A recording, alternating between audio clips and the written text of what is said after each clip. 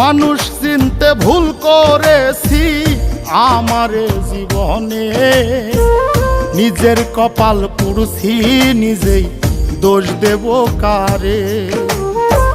তাই তো নিজেই জ্বলছি হাইরে কাউরে বলি না, স্বার্থ ছাড়া একটা মানুষ খুঁজা পাইলাম না। আমি স্বার্থ ছাড়া একটা মানুষ খুঁজা পাইলাম না।